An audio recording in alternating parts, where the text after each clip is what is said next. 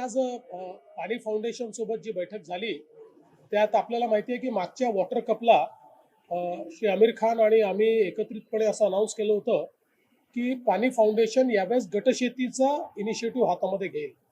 आणि मी त्यावेळेस सांगितलं होतं की या गटशेतीच्या इनिशिएटिव्हला सरकारचा इनिशिएटिव्ह बनवण्याकरता आमची जी सगळी ॲग्रिकल्चर विभाग, आमचा कृषी विभाग आहे, जलसंधारण विभाग आहे आणि ग्रामविकास विभाग आहे, याचे जवळपास लाखभर आमचे कर्मचारी आहेत. या सगळ्यांना आम्ही त्याच्यामध्ये इन्व्हॉल्व करू आणि त्या दृष्टीने आपण एक हाय पॉवर कमिटी तयार केली होती. त्या कमिटीने आतापर्यंत काय काम केलं याचा रिव्ह्यू आपण घेतला. या कमिटीच्या माध्यमातून अतिशय चांगल्या पद्धतीनं आता जवळपास 11,000 पेक्षा जास्त ट्रेनर्स तयार झालेले आहेत.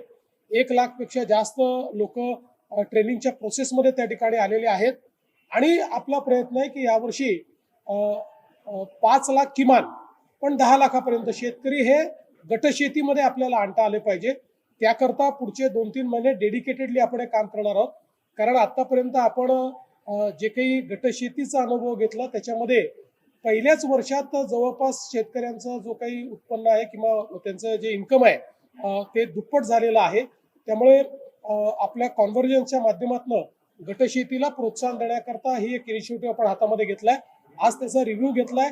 आतापर्यंतचे ट्रेनिंग प्रोग्राम्स अतिशय चांगले झाले आहेत. शेतकऱ्यांमध्ये प्रचंड उत्साह दिसतोय आणि म्हणून आता लवकरच त्या संदर्भात एक आम्ही लॉन्च करणार आहोत. आणि जवळपास आम्ही ज्यावेळेस लॉन्च करू त्यावेळी 1,00,000 शेतकरी हे तालुका लेवलवर एकत्रित करून आणि त्या ठिकाणी आम्ही एका ठिकाणून ते सगळा तो लॉन्च करणार आहोत.